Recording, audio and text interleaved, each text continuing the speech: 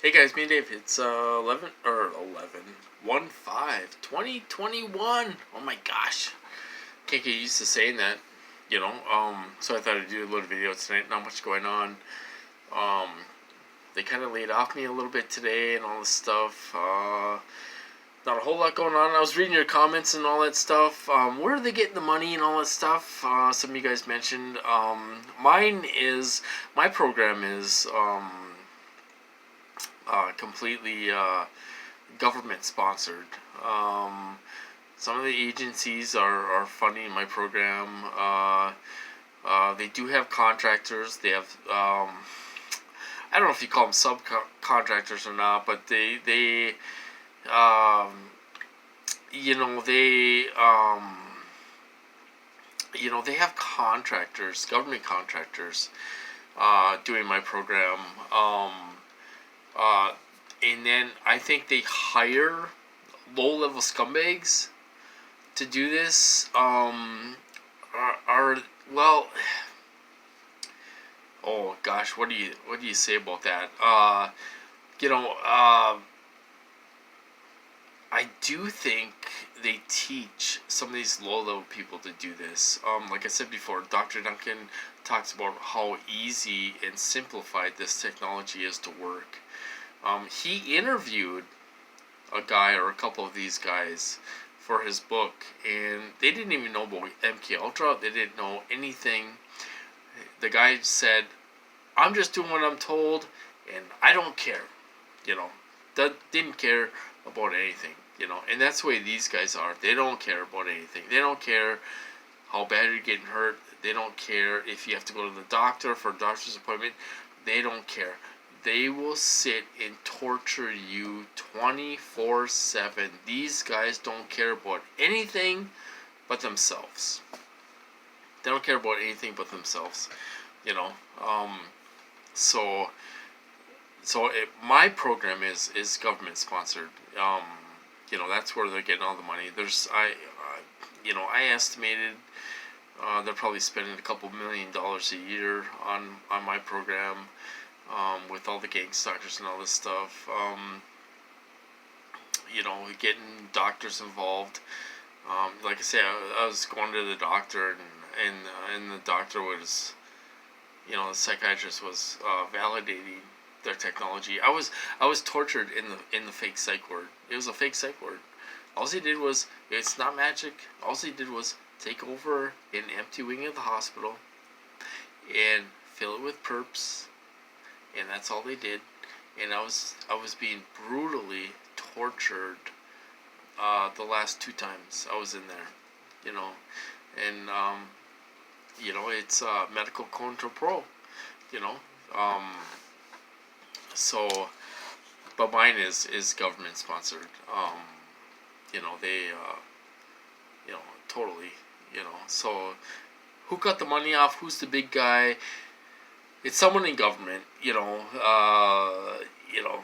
big guy is hidden. He controls a lot. He probably has more power than the president. Controls a lot. Controls the money. Anyway, they cut the money off in my program. I can't even explain how brutally tortured I was. It was 14 hours a day, not one day off. Not one day off. And I was brutally tortured in the treatment center for 90 days. And then they let me out a few days earlier. They're like, all right, that's enough. Let them get out and go home. And then they laid off me for 3 months. I barely could tell they were there, for 3 months. And then they kind of started picking it up, getting more abusive, and all this stuff. They let me get back on my feet. They let me get my car fixed, and I wasn't heavily gang stalked at that time. They let me get back on my feet and all this stuff. They kind of laid off me for a while, 3 months, and then they slowly started to pick it up, and then I began to hard the last 3.5 years. They gave me a heart attack.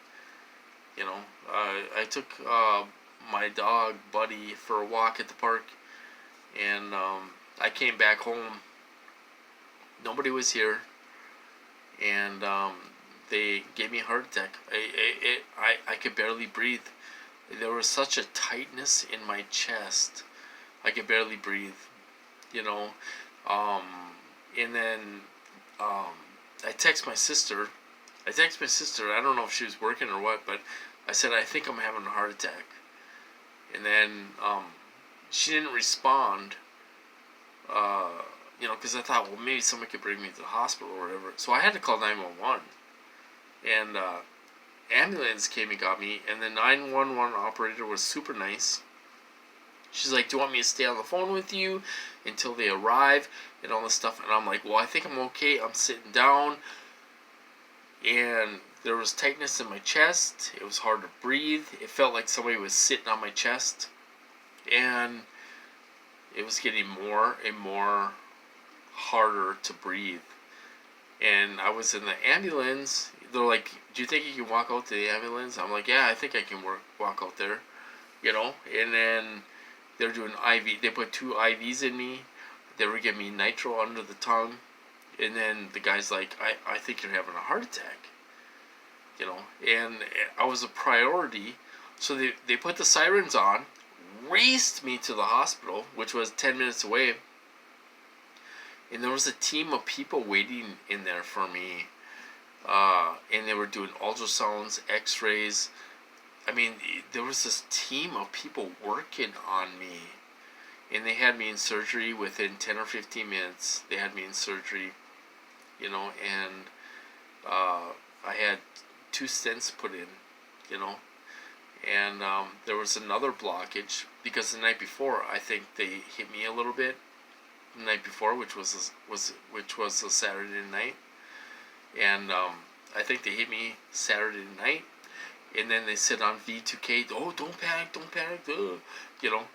and so I think they hit me, and they caused a little bit of blockage in the artery, and then Sunday they nailed me, and they hit me twice.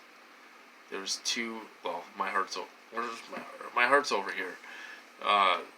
They caused 2 places where it was blocked, so then they put 2 stents in, and but it's government. Mine's government. They control everything. They had a perp in the ICU. They put me in the ICU. They had a perp in there, bitching at me. If I wasn't hooked up to all these machines that I was hooked up to, I would have went out there and recorded the guy because I had my camera. I had my phone with me. He's out there yelling, blah, blah, you did this and and all this stuff. Just a low-level scumbag that doesn't care about anything. He's doing it for, what, $50? These people don't care about us, you guys. They don't care. They're selfish, drug addicts. Who knows what they are, what they're into. I agree with you guys. They're probably in all kinds of stuff. They don't care about us. They're scum of the earth. As far as I'm concerned. That's why I don't understand why people stick up for these people. We're out here being hurt. People stick up for these people. Well, it's like, come on, man. That guy's a perp. What are you talking about? They don't care about you. So these people don't care about us.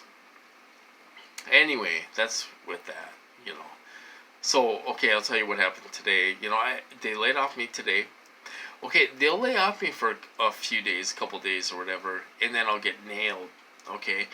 They have a guy come on that likes to hurt me. He loves to hurt me. I'm telling you, the guy loves to hurt me.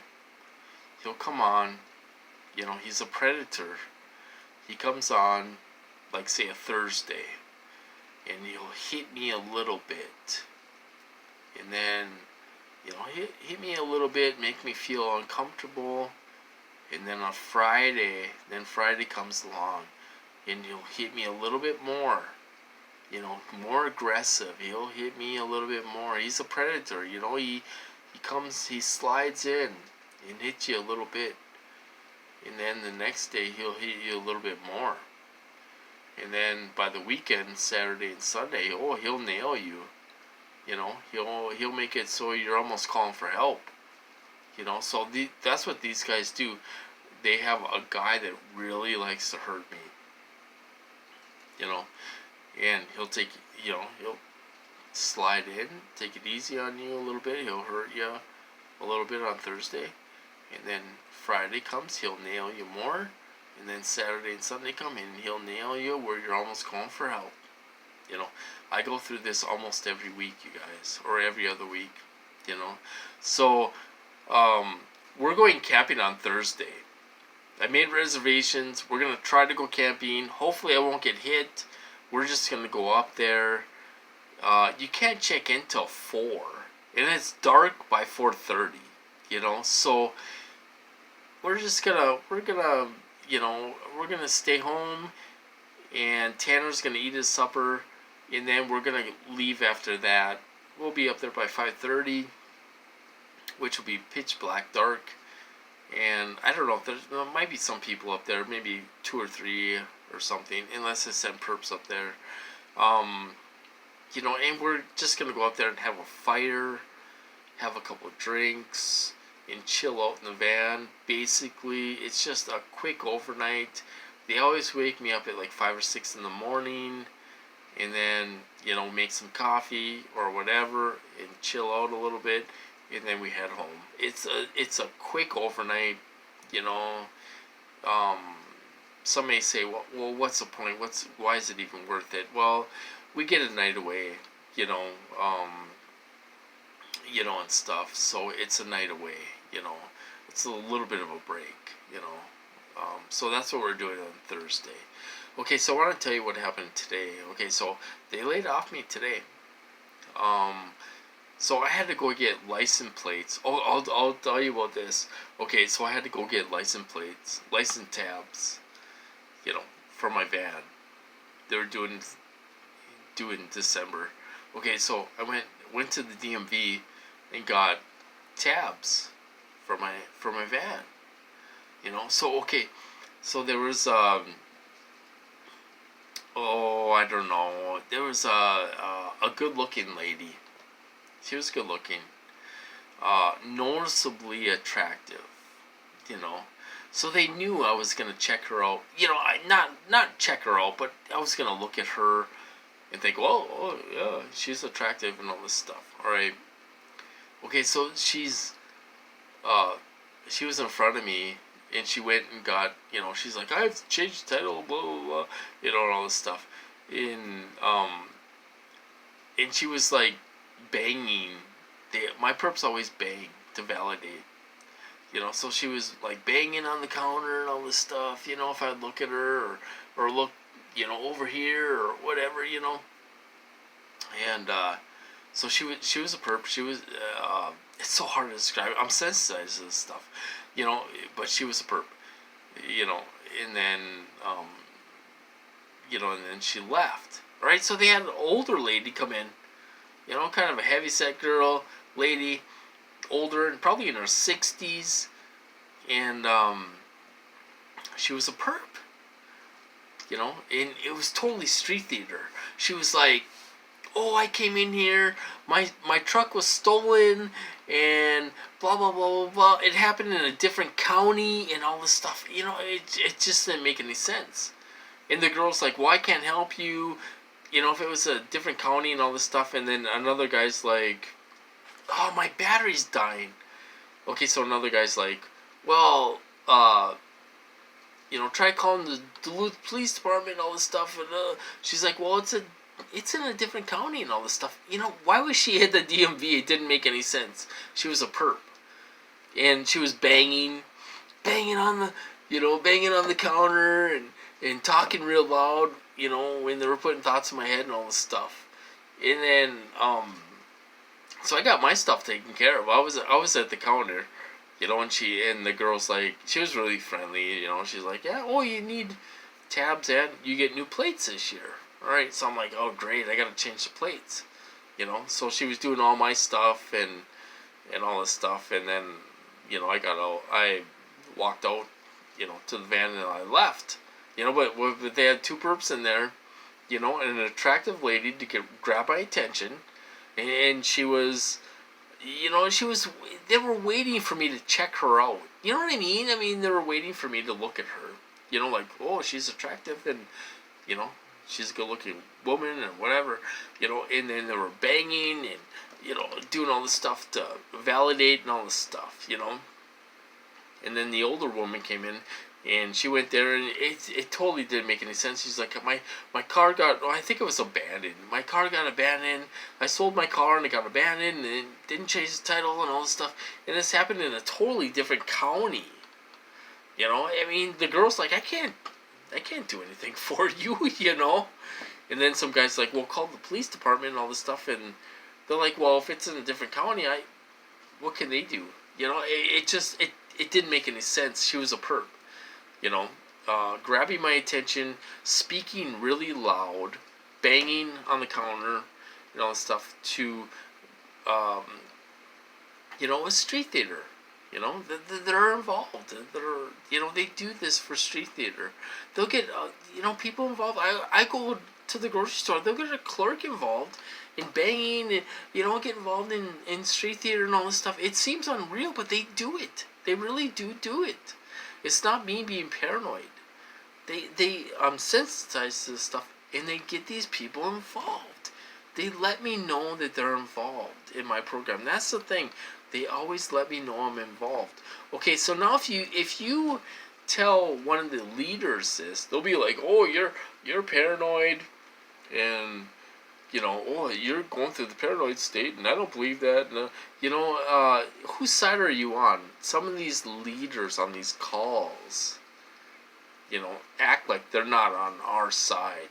They don't have our back. They're perps. So, I'll tell you something else. Okay, so I came home, put my plates on and all that stuff. I was watching TV for a little bit. And then I thought, well, it's not dark yet. So I'm going to go take Tanner to the park, which is just 2 minutes down the road. So, I leashed up Tanner and went to the park. Okay, so there was 2 state troopers at the park. Okay, so I'm like, God, they've been there for a while. They were there when I went and got my license plates and stuff. They were there for like 45 minutes. Just talking. They were talking to each other and all that stuff in the park. State troopers. Okay, so I thought, well, God, that's kind of odd. Why are they just visiting and all this stuff? Okay, so I pulled up in the back of the parking lot, and there's 2 cops. 2 cops. So here, let's see if we can do this. I don't know if you can see my finger. Okay, so here's 2 state troopers, and I pull up in the back of the parking lot, and there's 2 cops. So there's 2 more cops sitting. City police. And they were talking to each other and all this stuff. So I'm like, what the heck is going on? Why is the police presence so heavy? So we got out, went for a little walk. We just walked in the parking lot a little bit, down and back, and we got in the van and we left. So I'm like, what's with the cops today? I'm not getting hit hard. Why are they around? So there was 2 cops. There was 2 troopers at the beginning of the parking lot, and then you drive back where you can't see. You drive back, and oh my God, there's 2 city police sitting back there visiting with each other. So it's like, what? Kind of like, what the heck's going on? Sometimes they will do that, and then when we left, I thought, well, we'll drive through town a little bit, and then there was a cop coming this way, the opposite direction. So I seen 5 cops. 5 cops within 15 minutes. So I'm thinking, what the heck's going on? I'm not being hit hard or anything. Maybe, is it because of my video that I made last night? I don't know. But, so that was kind of odd. Um, sometimes, uh, sometimes they'll do stuff like that. They have a bunch of cops around. Um, Mostly when I get hit hard. When I get hit hard and I go for a ride or something just around town, I'll see 5, 6 cops um, within 4 or 5 blocks. You know, um, do they know what's going on? Do they know I'm getting hit with weapons? I don't know. Uh, you know, what's the message they're trying to send? I don't know. I don't know. I hate to think negative. I mean, it's they don't trust these guys that are doing this to us. I mean, they could try to make you run off the road, or run into a building or something. So I mean, I like to think they're there for safety reasons. Some other TIs may not think that. I like to think, well, they're kind of here looking out for me. Is the way I think of it. You know, why is there so many cops around? You know, because these idiots can make you try to do something. And some TIs don't believe that, but that's the way I think. I think positive and not negative about it. So anyway, that's kind of what happened today. So I thought I would share that with you guys. My battery's gonna die, so I guess I have to cut this off. But so that's what happened. We had perps in DMV, and then we had 2 state troopers and 2 city cops at the park today. So what's the message? What's the message? I don't know what the message is. We're out here, we're watching you, we're, what's the message? I don't know. We can only make assumptions, and stuff. But as far as my program, mine is totally government sponsored. Big people are involved in the government that's controlling the money and all that stuff. It's coming from taxpayer money, black budget money. They get, Dr. Duncan said they get $1 trillion in black budget every year. So, that's where the money's coming from. Our tax money, So that's where it's coming from. But anyway, I'm going to cut this off. So you guys have a good night, and thank you for the comments. And I'll talk to you guys later.